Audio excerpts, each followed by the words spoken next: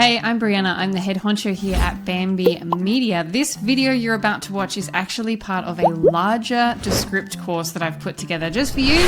If you're a podcaster or a video creator, someone that wants to put a bunch of stuff on YouTube, you are creating courses, you are doing an audiobook, there's so many ways that you could potentially use all the information that I've put together in this course. So this video is a little snapshot as to what you would find inside. If it feels interesting to you, then you should click on the link and there'll be more information in the description below. It'll take you there. But if all you need right now is actually just this video, then that's also fine. No hard feelings from my end. I hope you enjoy the content and that it's really helpful for you. We're going to go through Studio Sound today and how to use it, whether you should use it. And I'm going to use an example of an episode I actually did with the wonderful Greg Wasserman. If you don't know who he is, go and look him up. He's fantastic and he works in podcasting. So this was an episode that I actually released on the Bamby Media Pump Up Your Pod podcast on the YouTube channel quite a while ago. And I thought it was a good example to use because he's just using his in-ear, like just some headphones, and all he's got to pick up his volume here is just this little tiny bit of it's just there's a little microphone in there, and so that's what we're going to be hearing it coming through today.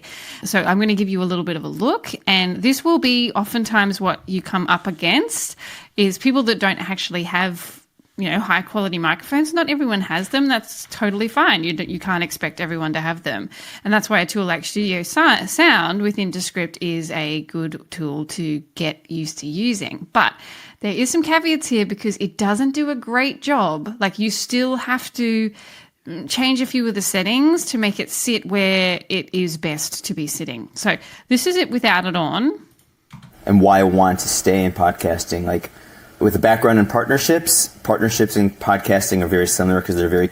So I want you to hear and listen out for the things that I can hear here. There's a lot of background, like there's just hiss just throughout it. He also sounds a little bit far away, and that's just based on the fact that the microphone's kind of far away from his mouth there. But mostly the issues I'm having here is that there is quite a lot of background hum. So again, listen. And why I want to stay in podcasting, with a background in partnerships in podcasting are very similar because they're very community. It's like high rise and tide. Cool. So now if we go over, we click on this first and we go to properties, then you can see here Studio Sound. Now I've already done some EQing and compressing here, so I could turn both of these things off. I do have a lesson that focuses specifically on EQ and compression as well. You can go and check that out if that interests you, if you need a bit of help in that area.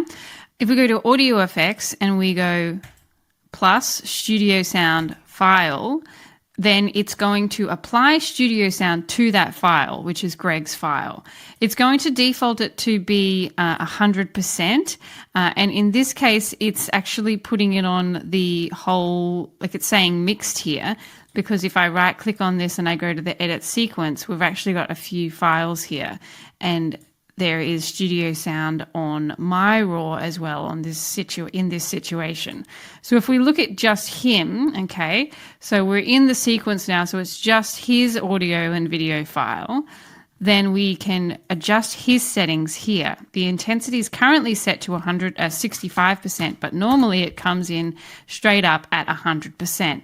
Now I want you to hear what it sounds like at 100%. It's community-based. I think that would probably be the biggest thing that drew me back into podcasting and why I wanted to stay.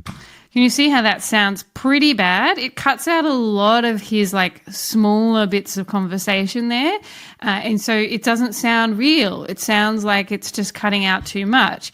And that's the mistake a lot of people make, is that they put it on 100% and they just go, yeah, cool, Studio Sound done, applied. But really that is not what I would suggest you do. I would suggest you go into it and you actually go intensity and you set it more at what I had it at, which is 65 or 70%. And then we listen again. Community-based. I think that would probably be the biggest thing that drew me back into podcasting and why I wanted to stay in podcasting. With a background in partnerships and podcasting are very similar because they're very community. It's like rising tides raise all ships. And so podcasting is all that. It's like you go on someone else's show, they come on yours, It's all about cross promos. Yeah. Everyone in the industry is all about like, hey, how do I help you? How do I teach you? It is collaborative. And so in that situation, if I turn the EQ off as well, then he sounds even bassier. And I've put an EQ on this to reduce some bass and also some other little areas where the studio sound has done some things to the frequencies that I do not appreciate. So to get him sounding as good as I can with this, I want to not only hit it with studio sound, but I want to go in with a bit of EQ as well to get it to sit where I actually want it to sit. So again, just to reference. It is collaborative. I don't know another industry that is like that. That's off. The second thing that I love about podcast industry, I mean, the content that comes out of it, the vulnerability. I think that's probably it. It is like we're having a one-on-one conversation, but people will be listening to this later. And so see how that's kind of boosted a little bit of his bassy, giving him a little bit of warmth back, and it's removed pretty much all of that background kind of hissy sound, and it's sitting better. It's still not sitting where I would want it to sit overall, but it is the best of a bad situation. Studio sound, I actually don't think is the best tool on the market for reducing or improving the sound of someone's voice.